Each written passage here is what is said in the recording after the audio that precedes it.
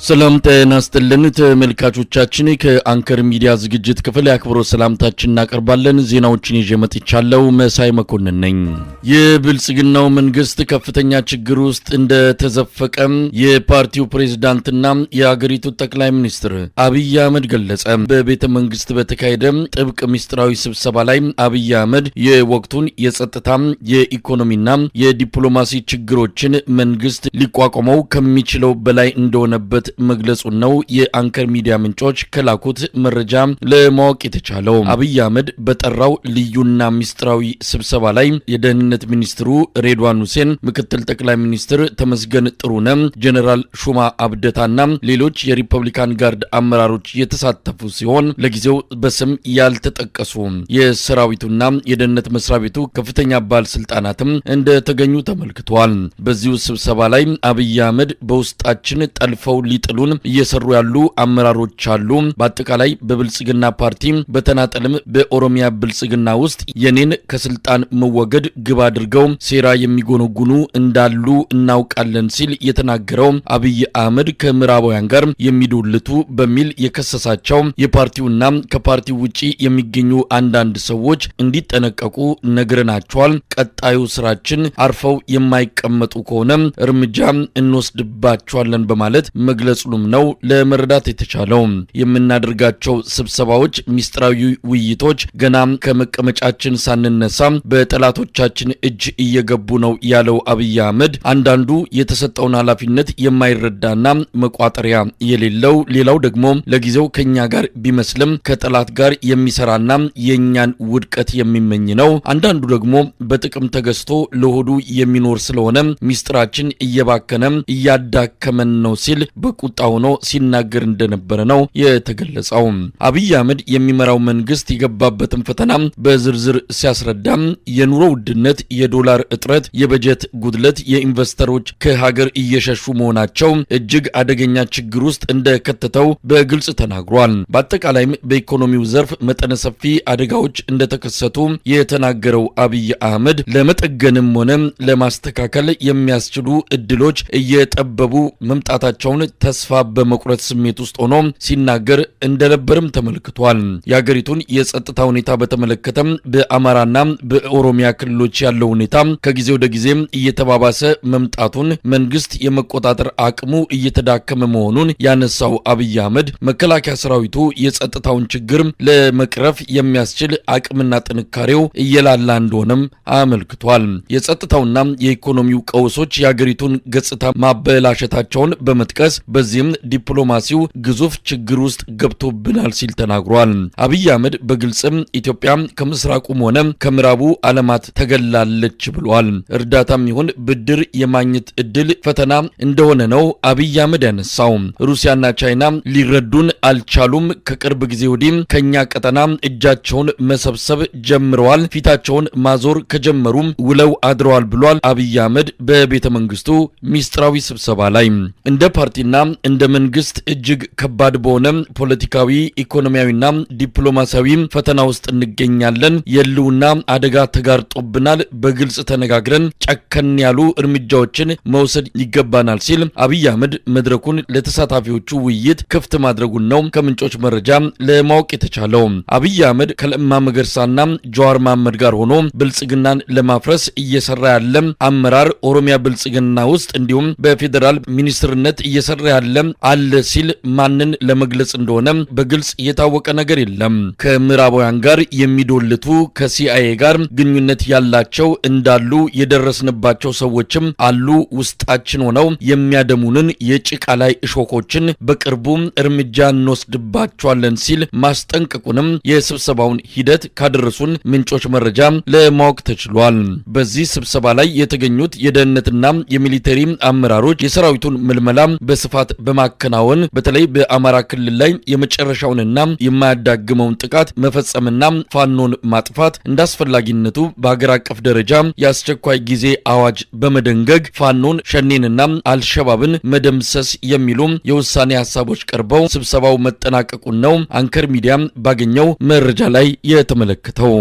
የአማራ ፋኖ ብሔራዊ ኃይል ማዕከላዊ ኮማንድ አባል አርበኛ አስረስ ማረ ዳምጤ ዛሬም እንግዳ አድርገን በተለያዩ ወቅታዊ ጉዳዮች ላይ ልንወያይ ነው። እንድትከታተሉን እንጋብዛለን። አርበኛ አስረስ ማረ ዳምጤ በጣም ነው ማመሰግነው። እንደወትሮሉ ዛሬም በወቅታዊ ጉዳዮች ላይ በትግሉም በአጠቃላይ በኢትዮጵያ ባሉ አንዳንድ ጉዳዮች ላይ ለመወያየት ፈቃደኛ በመሆን ከልብ ነው ማመሰግነው። እንደው ተለመደው ከወቅታዊ አንዳንድ ጉዳዮች በተለይ ከናንተ አካባቢ ከስልጠናም ከአውደ ውጊያም ከተለያዩ ጉዳዮች አንፃር ምን አለ? ምን ላይ ነው ያላችሁት? አዲስ ዓመት ገብቷል። በዚህ አጋጣሚ እንኳን አደረሳችሁ ለማለት እወዳለሁ። እስካሁንም በዚህ መድረክ ላይ አልተገናኘንም።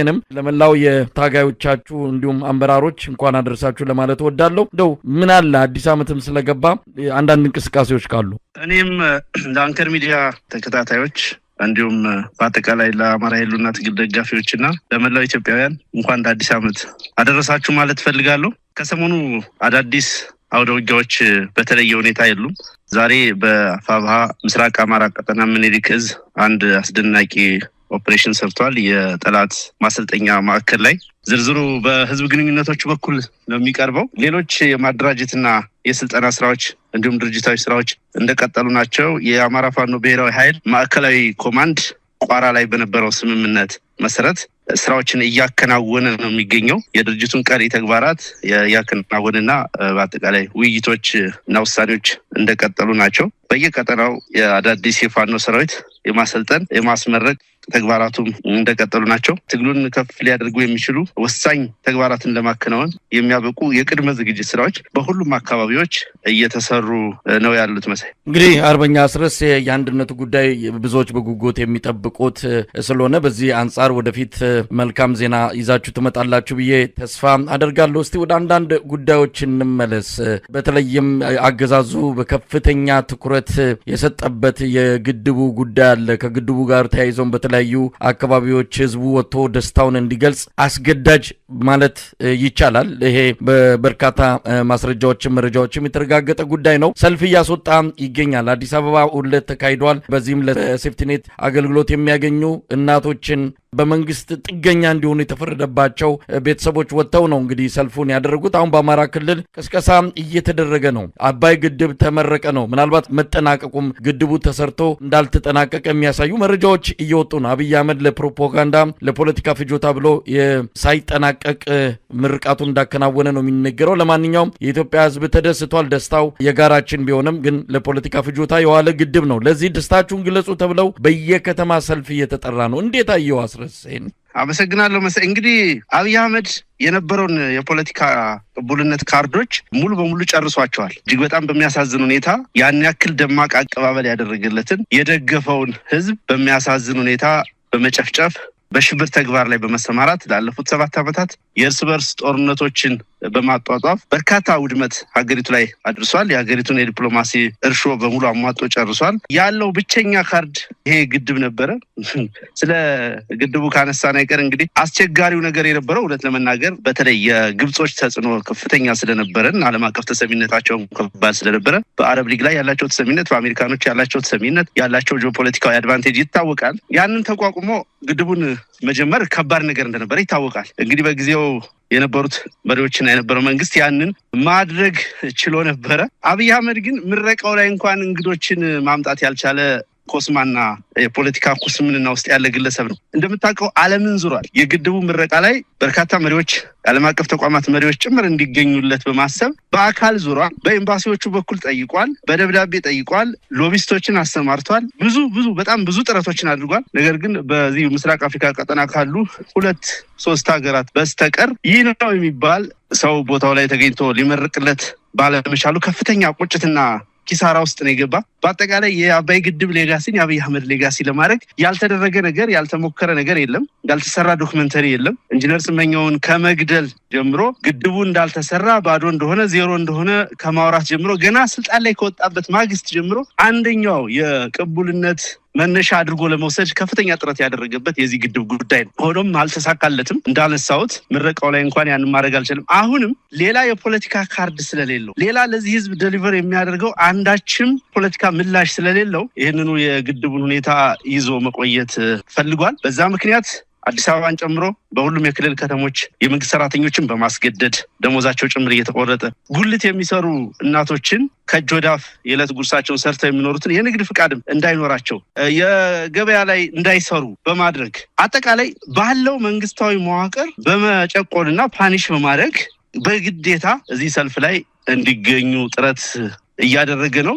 ከዚህም ቀጥሎ ሌሎች የሚያነሳቸው እንደዚህ ሀገር አቀፍ የሚመስሉ አጀንዳዎች አሉት። አንድም ጫና ሳያደርግ በህዝቡ ነጻ ፈቃድና ሙሉ ፍላጎት ደማቅ ሰልፍ ተደርጎለት ያውቃል። አብይ አህመድ ስልጣን ላይ እንደመጣ ብዙዎቻችን ደግፈነው እናውቃለን። በጊዜው አሸባሪዎች እኛ ነን፣ ኢትዮጵያ መለወጥ አለባት፣ ህገ መንግስቱ መቀየር አለበት፣ ሀገር ብሔራዊ መግባባት መፈጠር አለበት ብሎ በኢናጉሬሽኑ ጊዜ በገባው ቃለ መሐላ መሰረት ያንን ተስፋ በማድረግ ያንን ፕሮሚስ በመስማት እና ይፈጽም የነበረውን ጭቆና በመቃወም በዛ የለውጥ ትኩሳትና ፍላጎት ውስጥ ሆኖ ሰፊው የኢትዮጵያ ህዝብ ከፍተኛ በሰልፍ በአደባባይ ደማቅ ድጋፍ አድርጎለት ነበር። ያ ድጋፍ ለመጥፋት ወራቶች አልፈጁበትም አብይ አህመድ ያንን ድጋፍ ለማጣት። ስለዚህ ያንን ያጣውን ነገር ዛሬ በጉልበት አገኛለሁ ብሎ ነው ይህንን ሁሉ ርብርብ እያደረገ ያለው። የሆነው ነው ህዝቡ በነጻ ፈቃዱ የማያደርገው ሰልፍ ስለሆነ ከዛም ባሻገር ደግሞ የግድቡ ሁኔታ አብይ አህመድ በሱ አቅም በሱ ሐሳብ አመንጭነት በሱ የማኔጅመንት ችሎታ የፈጠረው አለመሆኑን ህዝቡ በሚገባ ስለሚያውቅ ይልቁንም አብይ አህመድ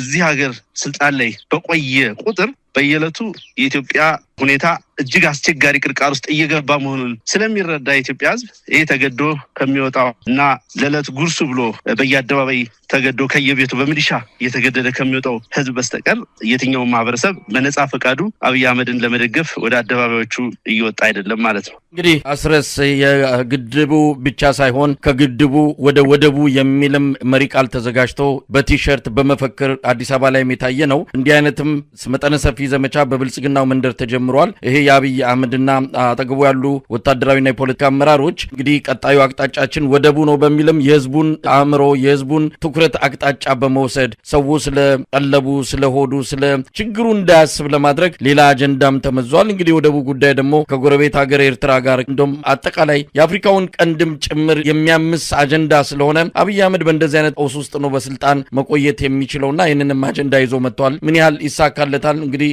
አብረን በቀጣይ የምናየው ይሆናል። ምናልባት በዚህ ጉዳይ ላይ የምትለው ነገር ካለ? እንግዲህ አብይ አህመድ በአገር ውስጥ ጦርነት በተለይ በፋኖ ተጋድሎ በከፍተኛ ሁኔታ እየተፈተነ ራሱን ባመነው ጭምር እናንተ በቅርቡ እንዳጋራችሁት ከ60,000 በላይ ሰራዊት የፋኖ ተጋድሎ ከጀመረ ጊዜ ጀምሮ ከ60,000 በላይ ሰራዊት አሰማርቷል፣ አስመርቆ አሰማርቷል። ነገር ግን ከ74,000 በላይ ደግሞ ኢፌክት እንዳደረገበት እንደከዳበት በራሱ አረጋግጧል። ያሰማራቸው ጀነራሎችና የጦር መኮንኖች የግል ሀብት እያካበቱ እንደሆነ በአጠቃላይ ጦርነቱን እየተሸነፈ መሆኑን ከፍተኛ በጀት ቢያፈስበትም ከፍተኛ የሰው ኃይል ቢያፈስበትም እየተሸነፈ መሆኑን እንዳረጋገጠ በራሱ ግምገማ ጭምር ከሰሞኑ አጀንዳ ሆኖ የቆየ ጉዳይ ነው። ስለዚህ ይህንን የውስጥ ጉዳይ የውስጥ ትኩሳቱን አቅጣጫ ለማስቀየር አስቦ ልክ ብሔራዊ ስሜት ያለው ልክ የኢትዮጵያ ጥቅም የሚያሳስበው መሪ ለመምሰል እንግዲህ እንደምታውቀው ላለፉት 7 ዓመታት ከአሶሳ ወደ አዲስ አበባ የሚወስደው ትልቁ መንገድ ከአንድ የክልል ከተማ ወደ አዲስ አበባ የሚወስደው መንገድ ሙሉ በሙሉ ተዘግቶ ነው ያለው። ከጎጃም አቅጣጫ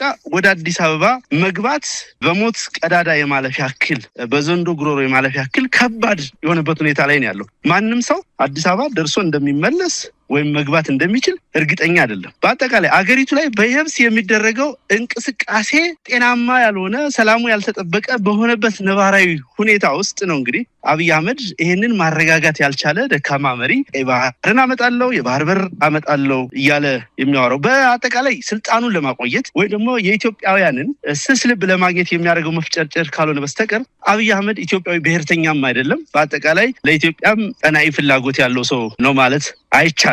በዚህ መሃል የሆነ ነገር ቢሳካለት የግሉ ሌጋሲ እንዲኖረው ወይ ቀይ ባህር ላይ በጀልባ ተንሸራሽሮ እሱ ቪዲዮ ቀርጦ ለማሳየት እና ራሱን ለማስደሰት ምኞት ሊኖረው ይችላል። በጥቅሉ ግን ለኢትዮጵያ ብሔራዊ ስሜት የሚያስብ አይደለም። በበርካታ አካባቢዎች የኢትዮጵያ ዳር ድንበር ተደፍሮ ቴሪቶሪያል ኢንቴግሪቲዋ በዛ ደረጃ ተደፍሮ ባለበት ሁኔታ ውስጥ ነው እንግዲህ ስለ ቀይ ባህር እያወራ ያለው። 3-4 ዓላማዎች ሊኖሩት ይችላሉ። ይሄ ስለ ቀይ ባህርና ስለ ባህር በር የሚያወራበት ነገር አንደኛው እንዳነሳሁት በዚህ በአገር ውስጡ በገጠመው ውጥረትና የመሸነፍ ዕድል ምክንያት የህዝቡን ትኩረት ወደዛ ለመቀየር ነው። ሁለተኛው የኤርትራን ጉዳይ አጀንዳ አድርጎ ኮንቴን ለማድረግ እንግዲህ ስጋት ስላለው የኤርትራ መንግስት ፋኖን ይደግፋል ወይ ቲፒኤልኤፍን ይደግፋል የሚል ስጋት ስላለ ባሉበት ኮንቴይነር አድርጌ አቆያለሁ የሚልና አጀንዳ የመስጠት ነገር በአጠቃላይ ከውስጣዊ አጀንዳችንና ከጥያቄያችን ለማናጠብ ካልሆነ በስተቀር አብይ አህመድ የኃይል የዲፕሎማሲ ብልጫ ኑሮት የኢትዮጵያን የባህር በር ባለቤት ያደርጋታል ማለት ዘበት ነው። የአብይ ዲፕሎማሲ እንደምታውቀው ወይ ማሳጅ ማድረግ ነው ወይ ጺም መጎተት ነው። ከዚህ ያለፈ ነገር ማድረግ የሚችል ግለሰብም አይደለም። የባለፈው ዓመትን የሶማሊላንዱን ጉዳይ ማንሳት እንችላለን። ሶማሊላንድ ላይ ያለምንም ቅድመ ሁኔታ ያለምንም ጥናት ስምምነት ለሶማሊላንድ ሀገርነት እውቅና ሰጣለሁ በሚል ምክንያት እና በዛ የባህር በር አገኛለሁ የሚል ስምምነት ባደረገ ማግስት የአረብ ሊግ ሀገራትና ሌሎች በቀጠናው ያሉ ተጽዕኖ ፈጣሪ ሀገራት የዲፕሎማሲ ዱላና በትር ሲያሳርፉበት ስምምነቱን